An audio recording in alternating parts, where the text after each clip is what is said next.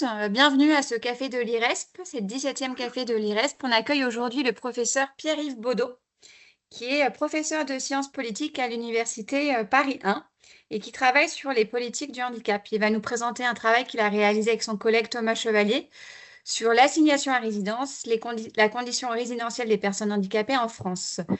Avant de laisser la parole à Pierre-Yves, on va vous mettre sur le chat du coup, la manière de mettre les sous-titres. Alors, je vois pas. Hop, voilà. Toc. Et on voulait aussi juste vous dire qu'on va vous mettre avec ma collègue Nathalie. Donc, Nathalie et moi-même, nous sommes chargés des actions sur Pôle Autonomie. On a toutes les deux une expérience en recherche aussi de terrain. On va vous mettre aussi le lien vers le grand rendez-vous de l'IRESP parce que le 12 février prochain, l'IRESP organise une conférence sur l'impact des conduites addictives sur la qualité de vie des personnes âgées et sur vieillir justement avec un handicap et ou une ALD en deuxième partie de conférence. Donc, on va vous mettre le lien. Si vous souhaitez venir participer à cette journée, vous êtes les bienvenus. Je ne vais pas poursuivre plus longtemps, si ce n'est que je vais passer tout de suite la parole à Pierre-Yves pour qu'il puisse faire sa présentation. Merci. Merci beaucoup Aurélia, bonjour à toutes et à tous. Merci beaucoup de cette occasion de venir donc présenter le projet, donc l'assignation à résidence qui a été mené grâce à un financement de l'IRESP sur un appel à projet blanc, mené alors que j'étais encore en poste à Dauphine et chercheur à l'IRISO, ce qui explique donc la présence de ces logos sur cette page de couverture. Donc le projet que je voudrais vous présenter aujourd'hui s'intitule l'assignation à résidence. On pourra revenir sur cette utilisation d'un terme qui est extrêmement fort et qui sert à décrire deux choses. Il y a deux sens possibles au terme assignation à résidence. Le premier sens possible, c'est celui qui est notamment utilisé par la sociologie urbaine quand elle décrit la ségrégation d'un certain nombre de catégories sociales, raciales ou genrées. Donc c'est le fait de ne pas pouvoir se déplacer ou changer de logement. Donc ça c'est le premier sens possible du terme assignation, donc le fait de ne pas pouvoir se déplacer, l'absence de mobilité résidentielle. Et le deuxième sens possible, c'est le fait, et là c'est plus spécifique, c'est plus spécifique à ce qu'on a essayé de montrer dans ce projet, qui est le fait de ne pas arriver à sortir de chez soi. Donc le fait d'être assigné à résidence au sens de ne pas pouvoir sortir de chez soi. Là, on est plus dans une optique qui renvoie, par exemple, à une définition judiciaire de ce que peut être, ou pénale, de ce que peut être l'assignation à résidence.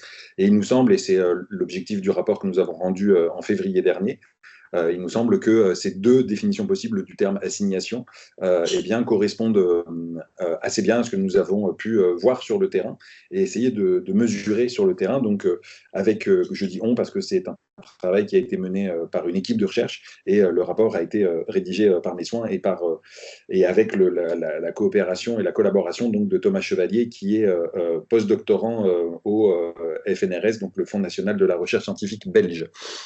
Alors, cette enquête, parce que le temps défile, donc je vais être obligé d'aller très très vite sur un certain nombre de points, mais quelques dimensions méthodologiques pour commencer quand même. C'est une enquête qui mobilise deux types de matériaux, des matériaux quantitatifs et qualitatifs.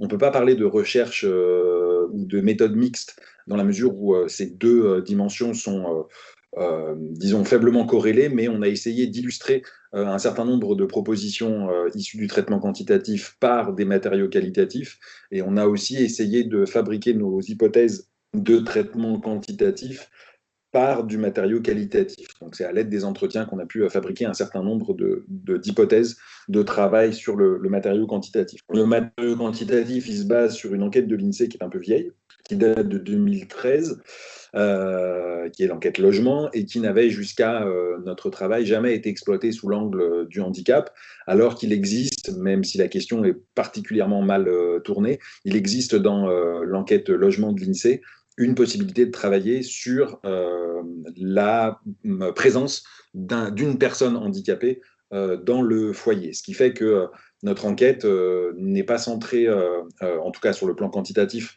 sur des individus handicapés, mais sur ce qu'on appelle des ménages handicapés, c'est-à-dire des ménages comprenant au moins une personne handicapés. On pourrait revenir plus longuement, mais là, ça me prendrait beaucoup de temps. On pourrait revenir sur comment on repère ces personnes handicapées dans l'enquête logement. Je signale que grâce à un financement IRESP, une enquête coordonnée par Pierre Gilbert à Paris 8 effectue actuellement un traitement de l'enquête 2024, de l'enquête logement 2024, une enquête décennale et qui donc a lieu tous les 10 ans.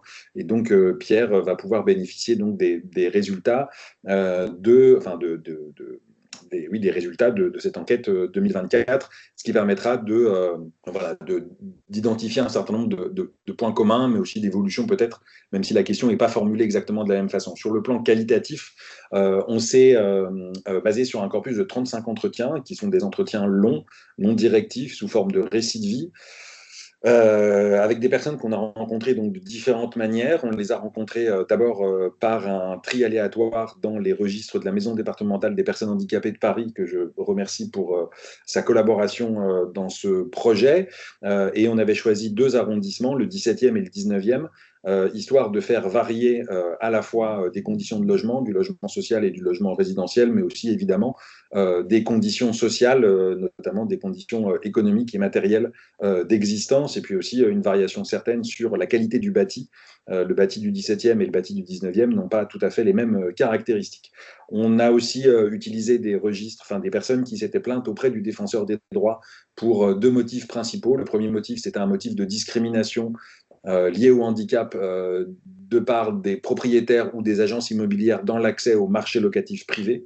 Et on s'est aussi basé sur les plaintes auprès du défenseur des droits pour obtenir un DALO, donc un droit au logement opposable, obtenir un DALO en raison de l'inadaptation ou de l'inaccessibilité du logement social occupé. On a aussi rencontré un certain nombre d'acteurs via des réseaux sociaux, notamment un travail exhaustif, ou qui se voulait exhaustif, consistant à fouiller Twitter pour trouver les personnes qui se plaignaient sur Twitter de leurs conditions de logement et de l'inaccessibilité du logement. Donc, on a réalisé plusieurs entretiens de cette façon-là. Et puis, enfin, on est passé par le biais d'une association parisienne, mais qui n'est pas une association de personnes handicapées, mais qui est une association qui est spécialisée dans un quartier paupérisé et à forte population immigrée. On est passé donc par cette association spécialisée dans le droit au logement pour trouver dans sa population des personnes qui croisaient des caractéristiques liées à l'insalubrité du logement, liées au handicap et liées à une situation migratoire, et donc des personnes qui sont tout le temps des personnes racisées. Donc notre échantillon qualitatif varie de différentes façons. Il varie en fonction de la formulation de la plainte. Par exemple, quelqu'un qui se plaint sur Twitter et quelqu'un qui est tiré au sort dans un registre de la MDPH n'a pas du tout la même façon de concevoir ou de conscientiser son problème de logement. Donc sur les réseaux sociaux, il est évident que la personne a quelque chose à dire sur l'inaccessibilité de son logement, alors que quand on les a contactés via la MDPH, eh bien, elles n'avaient pas forcément en tête de publiciser cette affaire-là. Il est intéressant, et c'est un des premiers résultats, il est intéressant de considérer que quel que soit notamment l'arrondissement, que ce soit dans le 17e ou dans le 19e, l'inaccessibilité du logement et l'inadaptation du logement sont des éléments qu'on va retrouver de façon transversale à l'intérieur de nos enquêtés, enfin chez nos enquêtés, qu'ils les formulaient auparavant ou qu'ils ne les formulaient que lorsqu'on est allé leur poser la question. Tous les enquêtés font état d'un problème d'adaptation ou d'accessibilité de leur logement. Alors, le principal résultat de cette enquête, en tout cas en termes quantitatifs, c'est le fait d'être en situation de handicap ne détermine pas ne détermine pas que le logement est obligatoirement un logement de mauvaise qualité ou un logement que l'on souhaiterait quitter. Donc le premier résultat, c'est qu'il y a 4 grandes possibilités de positionnement vis-à-vis, ou en tout cas d'expérience du logement pour une personne ou pour un foyer comprenant une personne handicapée. On peut par exemple avoir des personnes qu'on va considérer comme stabilisées et satisfaites. Donc ce sont très souvent des personnes âgées, souvent de plus de 65 ans, souvent retraitées. Et ces personnes âgées, on peut faire l'hypothèse Malheureusement, l'enquête logement ne permet pas complètement de travailler là-dessus, mais on peut faire l'hypothèse, qui est notamment liée à des travaux antérieurs que j'ai pu effectuer, que ce sont des personnes qui sont devenues handicapées tardivement, c'est-à-dire soit à la fin de leur carrière professionnelle, soit que la situation de handicap est en fait la conséquence d'une avancée en âge. À Pierre-Yves, l'inverse, oui, pardon. Je suis désolée de vous couper. En fait, on ne voit pas vos slides défiler. Vous ne voyez pas mes slides défiler. Alors, Oui. ça, c'est problématique, parce qu'évidemment, si je vous montre des graphes et que vous ne les voyez pas, comment je vais faire ça? Pourquoi ça ne marche pas? Parce que normalement, je suis sur ma fenêtre. Là, si je fais ça, vous ne voyez pas que ça bouge? Non. Ah, c'est embêtant. C'est embêtant. Si je... Là, c'est bon. Alors, je ne sais pas si les autres personnes... Là, ça a bougé. Là, ça bouge? Je ne sais pas si les autres personnes connectées, vous les voyez aussi ou pas. Pour Oui, Célia et... Vous les voyez, c'est bon, oui, c'est super. Oui. Allez, nickel. Okay. Donc, je continue comme ça. Alors, donc, on a une partie de la population qu'on va considérer comme étant stabilisée et satisfaite, et c'est essentiellement une population qui est handicapée tardivement, ou dont la situation de handicap survient tard dans le parcours de vie, ce qui constitue en fait, ce qui représente l'idée qu'avant de devenir handicapées, les personnes ont pu se constituer un patrimoine immobilier, devenir propriétaires de leur appartement, et qu'une fois propriétaires de leur appartement, elles ont réussi, en raison des ressources financières dont elles disposent et des politiques publiques, même si ce dernier point devrait être davantage travaillé, mais elles ont pu réussir à aménager leur logement de telle sorte que celui-ci reste adapté à leur situation. De l'autre côté de cet axe vertical, on va avoir davantage de personnes qui sont là, pour le coup, déstabilisées ou en situation d'instabilité, notamment parce qu'elles sont sur le marché privé, et qu'elles n'ont pas forcément les moyens de changer de location, c'est-à-dire qu'elles ne sont plus compétitives sur le marché concurrentiel de l'accès à la location privée, et la survenue d'une situation de handicap en fait met en péril l'adaptation de leur logement, et du fait de leur fragilité économique, ou plutôt de l'accroissement de la compétition sur le marché du logement, eh bien, elles se retrouvent donc déstabilisées. Et en fait, on s'aperçoit donc, et c'est ça le résultat sur lequel on veut insister, que l'assignation à résidence est une dimension importante de la condition de logement des personnes handicapées, mais ce n'est qu'une des possibilités, et ce n'est pas forcément la plus importante, puisqu'elle représente environ 15% de la population qu'on a repérée comme handicapée dans l'enquête logement. Cette catégorie d'assignation à résidence donc n'est qu'une des possibilités, mais il est intéressant de constater qu'à l'intérieur de cette catégorie assignation à résidence, on va trouver davantage de personnes qui vivent dans le logement social, on va trouver davantage de personnes qui sont issues de l'immigration, puisque c'est uniquement comme ça que l'on peut arriver à repérer les personnes racisées dans cette enquête. Donc, on s'aperçoit que de façon plus importante que dans d'autres secteurs, et de façon plus importante que les autres personnes assignées à résidence et qui sont valides, ces personnes assignées à résidence et handicapées présentent davantage un parent né en Afrique, et notamment au Maghreb. Et donc, c'est aussi dans cette catégorie-là d'assignation à résidence que l'on va trouver aussi les personnes qui sont économiquement les plus vulnérables, avec des ressources qui sont relativement faibles. C'est-à-dire que cette catégorie d'assignation à résidence, elle est intersectionnelle en soi, c'est-à-dire il y a une matrice de fabrication de cette assignation à résidence, à l'intérieur de laquelle, à l'intérieur de cette matrice, le handicap joue un rôle absolument déterminant dans le fait qu'il ne soit aujourd'hui plus possible de déménager. Donc ça, c'est vraiment le résultat quantitatif issu de cette enquête. Donc je répète pour synthétiser, une pluralité de rapports au logement. Le fait d'être handicapé ne signifie pas obligatoirement assignation à résidence, mais quand le handicap rencontre et croise d'autres facteurs de vulnérabilité et de domination, notamment la question de la race et notamment la question de la paupérisation et de la précarité économique, eh bien, dans ce cas-là, les situations d'assignation à résidence fonctionnent comme des pièges à l'intérieur desquels dont il est très difficile de se sortir. Sur le plan qualitatif, Ce que nous avons réussi à montrer à partir des entretiens que nous avons réalisés, c'est cette idée d'une préférence que j'ai mis entre guillemets, parce que c'est tout sauf une préférence, mais ce qu'on pourrait appeler une préférence pour l'intérieur. C'est-à-dire que dans nos entretiens, il ressort relativement clairement que sur un certain nombre d'activités, c'est le cas par exemple ici de Nariman Zaina, qui habite dans un logement au premier étage sans ascenseur dans une banlieue, dans une banlieue de la petite couronne parisienne qui est caractérisée notamment par un taux de personnes immigrées relativement important, comparativement aux villes voisines. Eh bien, Nariman Zaina, en fait, on s'aperçoit elle a un problème de hanche. Elle a donc une restriction assez forte de mobilité physique et en fait, elle ne peut pas accompagner ses filles à l'école et c'est donc la voisine qui lui rend service, qui est à la fois une très bonne chose, de la solidarité de proximité avec ses voisins. L'enfer, c'est pas uniquement les autres, enfin, c'est pas uniquement ses proches, ses proches voisins, ça peut parfois aussi être des formes de solidarité, mais dans l'entretien, et notamment dans cet extrait, on s'aperçoit que Nariman Zaina, comme beaucoup de nos enquêtés, en fait, vont trouver des solutions et des tactiques qui leur permettent d'éviter de sortir. Et cette façon d'éviter de sortir va être retravaillée en entretien sous l'idée de c'est ce que je préfère, en fait je suis mieux chez moi qu'à l'extérieur, notamment parce que l'extérieur, quand on leur pose la question, l'extérieur est vraiment qualifié comme un espace violent.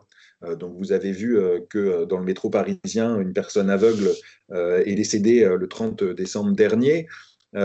Les transports parisiens sont relativement peu, voire pas du tout accessibles. Ils sont l'occasion d'interactions qui peuvent être parfois violentes et stigmatisantes, notamment tout ce qui touche à l'utilisation de la carte de priorité ou de la carte d'invalidité dans les transports et le fait de réclamer ou de demander l'accès à une place prioritaire. Le fait que les autres personnes regardent les personnes handicapées comme étant pas complètement à leur place. Bref, la violence physique, les agressions subies dans la rue, notamment par des jeunes hommes handicapés. Je pense notamment à un entretien assez perturbant avec les parents d'un jeune.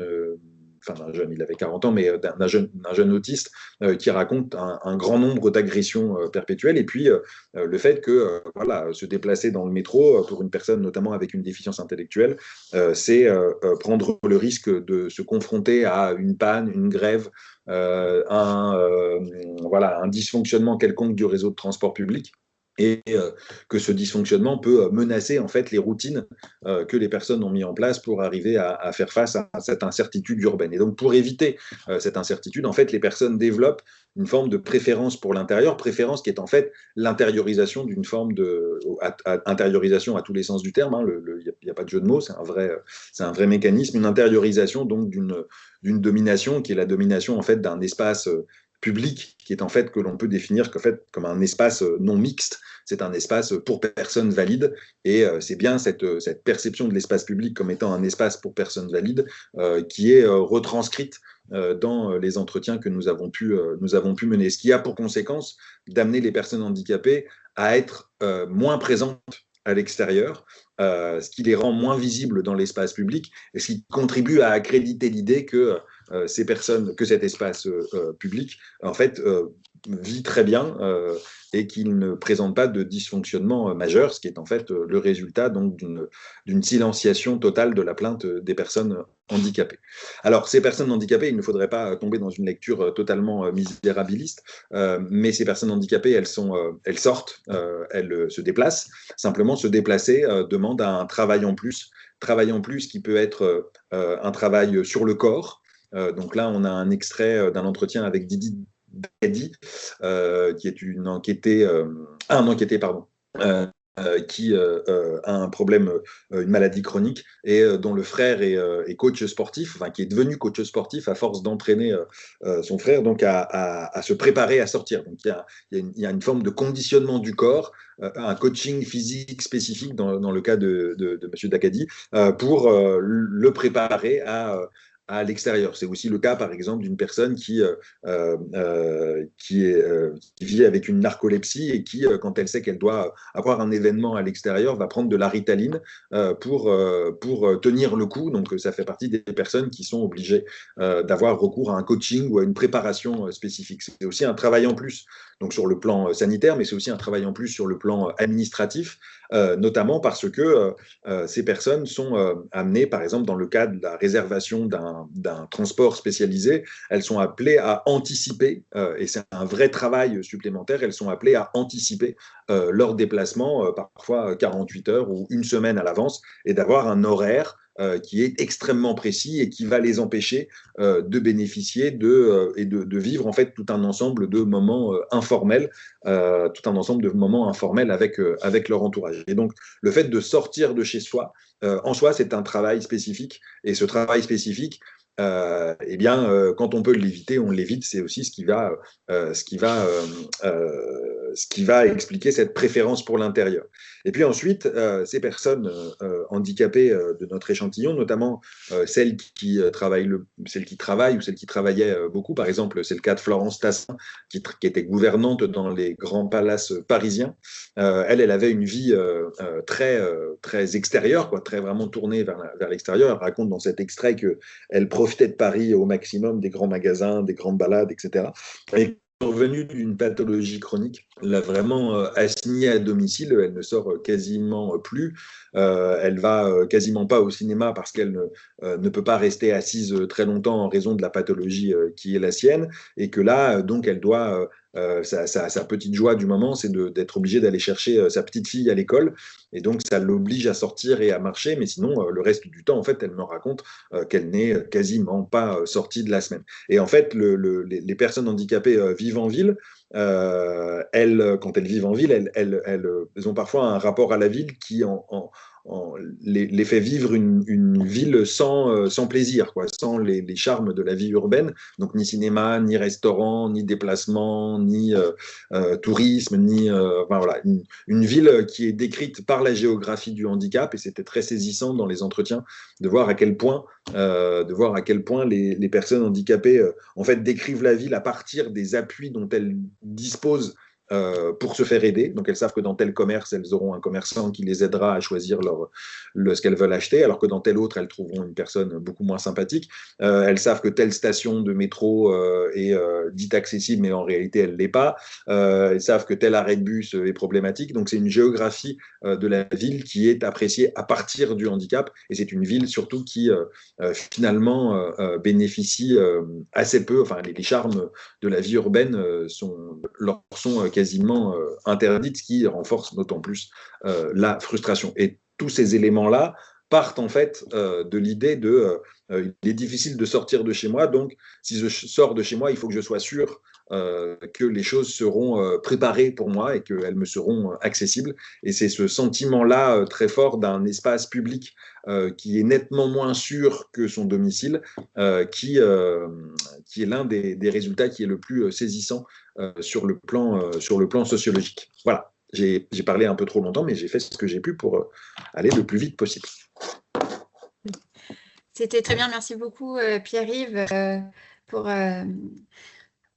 pour cette présentation qui nous rappelle que malheureusement le handicap reste un ghetto, et qu'il faut absolument briser ce ghetto et faire évoluer les lois dans le bon sens, parce que des fois elles évoluent, puis après on fait deux pas en arrière, et qu'il est quand même important de faire en sorte que tout le monde puisse être joyeux et profiter de l'espace public. Merci beaucoup pour ce brillant exposé. On va donc du coup laisser la place aux questions. Donc n'hésitez pas à poser vos questions dans les commentaires et Pierre-Yves va vous répondre. Alors la première question, c'était une question, si je ne me trompe pas, de Célia, qui nous demandait si le rapport final était rendu public. Eh bien, la bonne nouvelle, c'est oui. Je vous ai mis le lien. Le rapport final est public et on remercie aussi Meysan Terchi qui était en stage avec nous et qui nous a permis de mettre 66 rapports de recherche en un mois en ligne. Donc, son rapport est en ligne et vous en trouverez aussi d'autres sur les recherches qui sont menées à l'IRESP. Ensuite, il y avait une question de Laureline, si je ne me trompe pas. qui vous demande, quand vous parlez d'assignation à résidence d'un point de vue sociologique, vous parlez du quartier, de l'immeuble ou vraiment du logement en lui-même? Alors, l'assignation à résidence en termes de ne pas pouvoir sortir de chez soi, c'est vraiment au sens de l'appartement. C'est vraiment la difficulté à franchir la porte, parfois parce que cette porte est trop lourde, parfois aussi parce que l'appartement est situé en étage et que les risques de dysfonctionnement de l'ascenseur sont considérés comme trop importants. Donc, on a eu un entretien avec une dame, Iris Zitoun, qui est beaucoup utilisée dans le rapport, qui habite au 10e étage dans un immeuble qui voit la destruction. Elle fait partie des 2 derniers locataires occupant l'immeuble. Et tout le monde a été relogé dans son immeuble, sauf elle et le voisin du premier. Et en fait, elle envoie ses enfants chercher le pain, par exemple, ou elle sort peu de chez elle parce que si elle peut descendre les escaliers, elle sait qu'elle ne pourra pas les remonter. Euh, et donc, parce que l'ascenseur est trop souvent en panne, et il est d'autant plus en panne, et d'autant plus souvent en panne que la barre d'immeuble est vouée à la destruction. Donc, du coup, il n'y a vraiment plus aucun entretien de la part du syndic ou de la part de la compagnie d'ascenseur. Donc là, on parle vraiment du logement. Cette dame, pour rester sur Iris Zitoun, elle, ce qu'elle veut, c'est changer de quartier. Ça fait plus de 20 ans qu'elle habite dans le quartier qu'elle juge dégradé et dont la situation sociale s'est dégradée depuis qu'elle y a emménagé. Et donc, elle souhaite en partir. Elle est prête à déménager très loin, mais elle n'y arrive pas. Et très souvent, là, donc, je parlerai d'assignation à résidence vraiment au sens d'appartement, d'immeuble et de quartier, c'est-à-dire les 3 dimensions en fonction de ce qu'on cherche, du processus qu'on cherche à décrire. Merci beaucoup. Et alors, la deuxième question, c'est de Benjamin Astic, que je viens de perdre. Hop. Est-ce que parmi les enquêtes, le rôle des intervenants professionnels à domicile est mentionné comme un moyen de faciliter le fait de sortir du domicile notamment et donc de réduire cette assignation? Alors, merci pour cette question parce qu'en réalité, très peu. Et si vous regardez le rapport, vous verrez qu'on mentionne quasiment pas la présence en tout cas dans cette fonction d'aide à la sortie. Alors, il y a plusieurs éléments pour ça, mais je pense que l'élément déterminant, c'est qu'on a malgré, c'est quand même ça qu'il faut avoir en tête, c'est que malgré parfois la brutalité de certaines situations auxquelles on a été confronté en entretien, nous avons eu accès aux personnes qui sont en mesure de raconter leur vie et qui sont en mesure de recevoir un sociologue, de traiter une demande d'entretien et de faire face à l'entretien. C'est-à-dire qu'on a quand même accès aux personnes les plus stabilisées, y compris parmi les plus déstabilisées. Et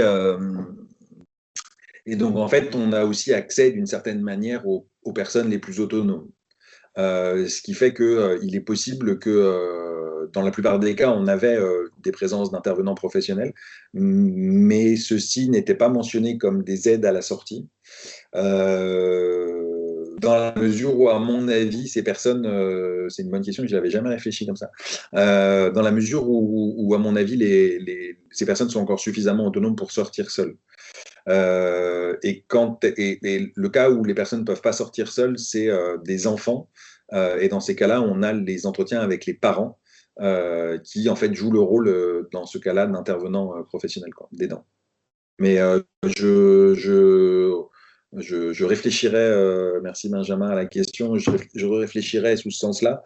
En tout cas, c'est quelque chose qui sort assez peu dans l'entretien, mais il s'agit de comprendre pourquoi ça sort assez peu. Parce qu'à mon avis, évidemment, que ce soit sur les politiques du grand âge ou sur les politiques du handicap, les intervenants professionnels jouent un rôle déterminant dans l'accès à l'extérieur. Donc, il faudrait que je reprenne sur ce point-là. Merci. Et on a aussi une question de Célia Broussard. Avez-vous pu présenter vos résultats aux services municipaux concernés, par exemple la direction de la voirie et des déplacements de la ville de Paris, Cela amène une question plus large autour de votre stratégie de diffusion, vulgarisation des résultats auprès des pouvoirs publics. Alors, plusieurs façons de répondre à votre question. C'est lié à la première chose, c'est qu'il m'est arrivé à la suite d'un entretien de passer quelques messages, coups de fil, mails, pour signaler une situation humaine particulièrement, enfin qui était là vraiment une urgence absolue, vitale, avec un enfant qui était en difficulté du fait du handicap de sa mère. Donc ça, on ne peut pas parler d'une stratégie de diffusion, mais après ça, les contacts, j'ai de très bons contacts à la mairie de Paris qui a suivi l'enquête, pas de près, mais qui est au courant de cette enquête. Elle n'a pas fait l'objet encore d'une restitution. Ce qu'on voudrait réussir à faire avec Thomas, ce serait d'arriver à grouper autour d'une même visio ou dans une même salle, idéalement, à la fois les personnes qui ont répondu aux questions qu'on a enquêtées et un certain nombre d'intervenants de la mairie. Pour les mettre à la fois du côté politique, du côté des adjoints, mais aussi du côté des services techniques pour les sensibiliser.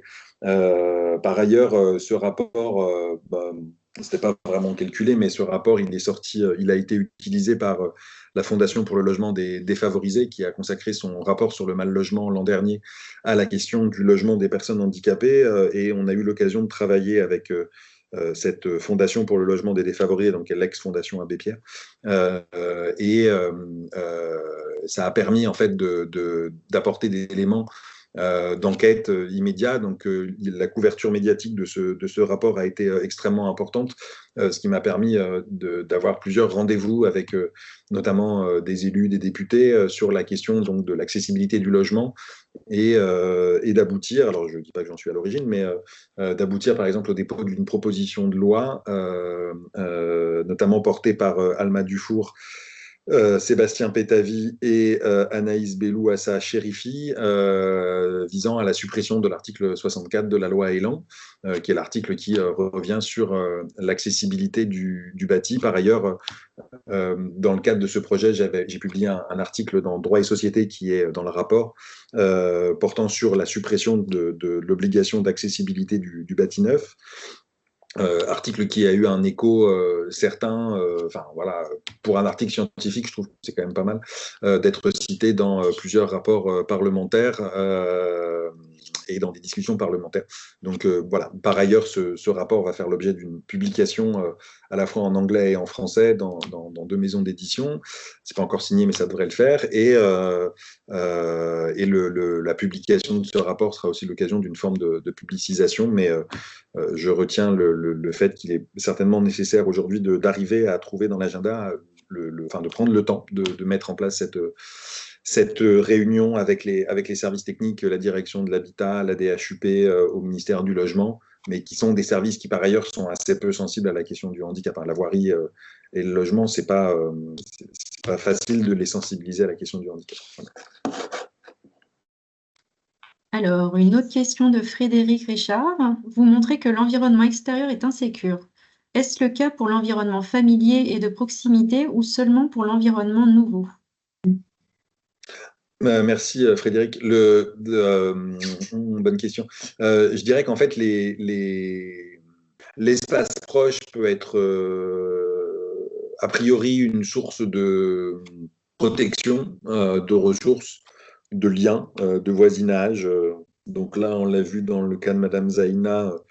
Voilà quelque chose qui est des voisins, des commerçants, des institutions aussi comme la mairie, qui sont des institutions considérées comme des institutions de proximité et qui sont des institutions de protection et de ressources. Mais l'environnement très proche, c'est-à-dire l'escalier de l'immeuble, l'ascenseur, la porte coupe-feu de l'immeuble, notamment dans les logements sociaux, le voisinage indélicat. On a le cas de Madame que j'ai cité tout à l'heure, j'ai oublié son nom, Madame Tassin, dont l'histoire résidentielle, dont la trajectoire résidentielle est extrêmement intéressante et dont le voisinage immédiat, alors ça peut être le voisin du dessus qui avait des pratiques un peu dérangeantes pour son environnement immédiat, ça peut être la bande de jeunes qui squattent la cour, enfin le hall d'entrée, etc. Ça peut aussi être, c'est-à-dire c'est pas parce que c'est proche que c'est pas menaçant.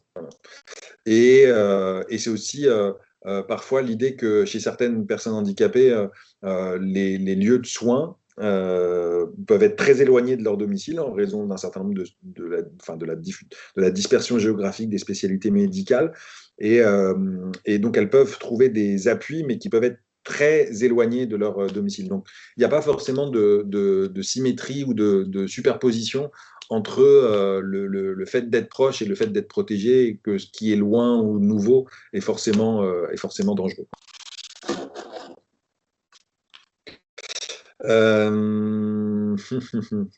Je vois la question de Laureline, la deuxième. Quelle application concrète votre projet pourrait permettre pour améliorer cette constatation? Alors, par exemple, j'ai présenté ce rapport, j'ai eu pendant plusieurs années, et c'est encore le cas aussi à Paris, hein, mais j'ai eu pendant plusieurs années en formation des gens qui se destinaient à des métiers de la ville, quoi, donc des chargés de projets urbains, du consulting dans l'aménagement urbain. Bon, et mon travail consistait en fait à leur rappeler que le terme handicap existe. Et j'ai régulièrement, je ne dis pas tous les jours, mais j'ai régulièrement des messages de ces anciens étudiants qui me disent « Ah bah aujourd'hui, on a fait un projet de rénovation d'une place ou d'un transport ou de je ne sais pas quoi ou d'une rue. Bon, on ne parlait pas de handicap, donc j'en ai parlé. Et donc, on a pu y penser en amont. L'application concrète, c'est en fait de faire exister le problème alors qu'aujourd'hui, il n'existe pas. C'est-à-dire que vu que les personnes handicapées ne sont pas présentes dans l'espace public, on a l'impression qu'on peut continuer à faire de l'espace public sans prendre en considération les personnes handicapées. Un des objectifs de ce projet, c'est de raconter pourquoi cet espace public est un espace valide. Et de représenter le problème, c'est-à-dire de le faire exister, alors que les personnes qui sont directement concernées sont aujourd'hui en difficulté si elles veulent faire exister leur présence dans l'espace public. Moi, je tiens un petit registre depuis des années des personnes handicapées que je croise dans l'espace public. Bon, et je raconte un petit peu les situations que je croise dans le métro, ou dans le bus, etc., ou dans la rue. Je note, voilà.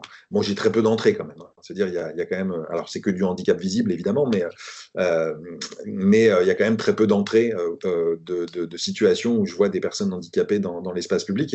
Et cette absence de visibilité, on sait bien que sur un certain nombre de problèmes publics, notamment minoritaires, quand le problème n'est pas invisibilisé, il est souvent invisible, quoi. Et donc là, en l'occurrence, il est invisible et le but de le rapport, c'est de le rendre visible. C'est pour ça que pouvoir en parler aujourd'hui, ou à chaque fois que je suis invité à en parler, j'en parle, et j'essaye d'en faire parler au maximum. Et Thomas a fait pareil. Et donc le but du jeu, c'est de représenter le problème. L'application concrète... dès lors qu'on aura compris que des personnes handicapées sont vivantes, en fait, qu'elles existent dans notre société, et que le problème est que l'accessibilité précède l'usage, puisque c'est ça le message que je faisais passer à mes étudiants, que l'accessibilité précède l'usage. Ça veut dire que, évidemment, un espace qui est inaccessible, il n'y aura pas de personnes handicapées dedans. Donc, rendons l'espace public accessible et on verra immédiatement davantage de personnes handicapées dans l'espace public. Donc, et pour arriver à ça, il faut arriver à mettre des personnes handicapées autour de la table de ceux qui font et défont la ville ou font et refont la ville. Et ça ne peut se faire que si on a en amont du projet l'idée que des personnes handicapées existent.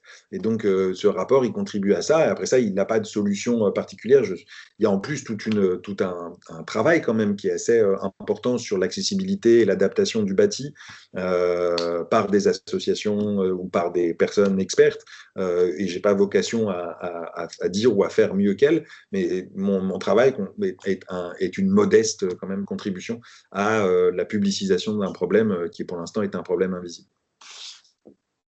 Oui, merci. Et il me semble qu'à Londres, par exemple, quand ils refont l'espace public, ils font appel à des citoyens, dont des citoyens en situation de handicap. Il y a des groupes de travail en amont qui pensent la rénovation de l'espace. Alors ça c'est pas du tout le cas en France, par exemple, mais on le voit parce que par exemple, là, quand la mairie de Paris a rénové un certain nombre de places récemment, la place de la République, la place du Panthéon, etc.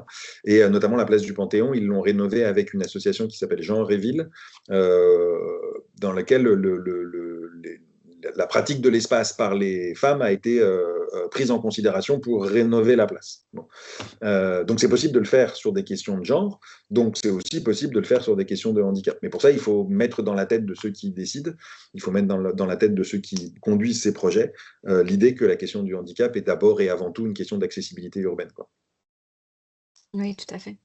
Alors, on a un autre commentaire. Pour information, dans le cadre de la Conférence nationale du handicap de 2026, des travaux préparatoires vont être engagés avec différents GT, dont l'un sur l'habitat.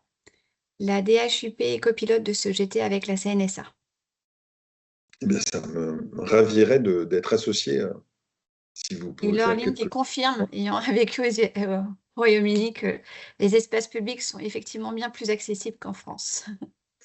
Mais Voilà. si on va par exemple, pardon Aurélien, mais je suis allé en vacances à Sienne, je ne vais pas vous raconter mes vacances, mais Sienne, c'est une ville médiévale qui est faite de collines qui sont quand même relativement raides. Et ben Sienne est une ville plus accessible que Paris.